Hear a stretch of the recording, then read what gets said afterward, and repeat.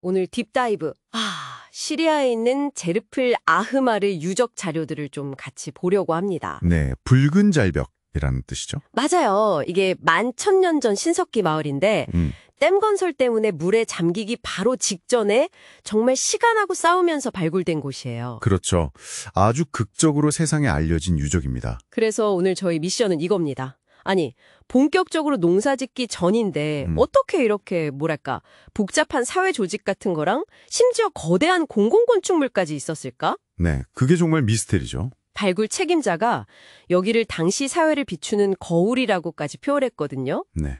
자, 그럼 같이 그 거울 속을 한번 들여다보시죠. 네.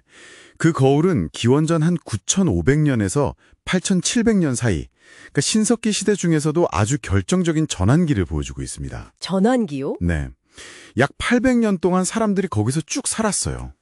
그래서 파보면 최소 12개 시기의 마을층이 겹겹이 쌓여 있습니다. 와, 800년이면 정말 긴 시간이네요. 그렇죠. 시간의 깊이가 느껴지는 곳이죠. 그럼 그 층들을 쭉 따라가다 보면 가장 먼저 보이는 변화가 뭐예요? 아무래도 집 모양인데요.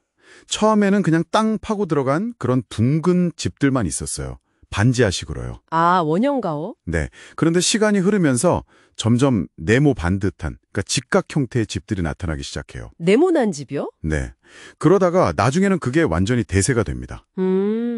이게 그냥 집 모양만 바뀐 건 아닐 것 같은데요. 맞아요. 이게 핵심인데 단순히 디자인 취향이 변했다 이런 차원이 아니고요. 공간을 생각하고 또 계획하는 방식 자체가 근본적으로 달라진 거예요. 아, 뭐랄까? 일종의 인지혁명이라고 부를 만한 변화죠. 이런 명확한 증거로는 전 세계적으로도 진짜 가장 이른 사례 중 하나로 꼽힙니다.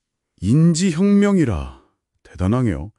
근데 그거 말고도 또 놀라운 게 있다면서요? 공동 건물요? 아, 네. 그게 정말 또 놀랍죠. 사람들이 살던 집들하고는 확연히 다른 훨씬 큰 원형 공동 건물들이 같이 발견됐거든요. 얼마나 컸는데요? 지름이 한 7m에서 크게는 9m 정도 되고요. 깊이도 2m 이상 파내려간 그런 반지하 구조예요. 와, 꽤 크네요. 그 시대 기준으로 보면. 그렇죠. 안쪽 벽을 따라서는 이렇게 벤치 같은 게 쭉 둘러져 있어서 사람들이 모여 앉았겠구나 싶고요.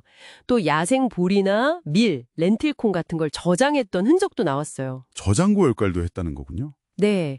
이런 걸 만들려면 사실 공동체 전체가 계획하고 노동력을 엄청나게 투입해야만 가능했겠죠. 하긴 혼자서는 절대 못 지을 규모네요. 근데 이게 단순한 창고나 마을 회관 같은 건 아니었다면서요? 네, 그게 또 흥미로운 부분입니다.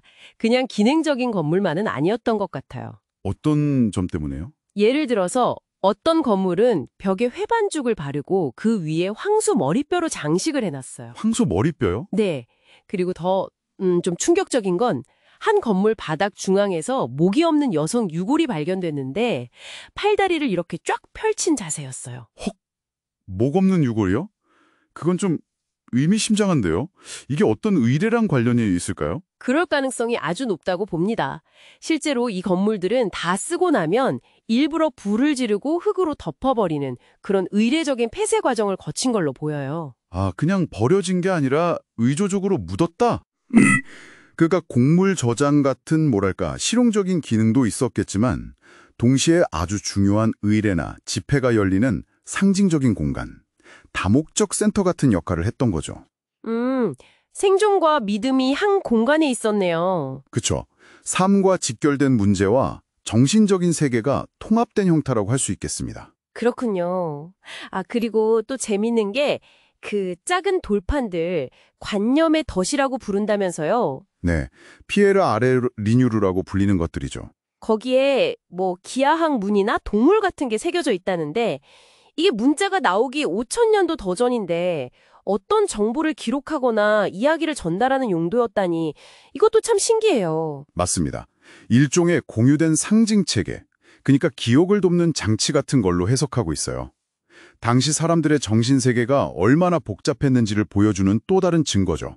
근데 그 상징들이 여기서만 나온 게 아니라면서요? 네, 그게 또 중요합니다.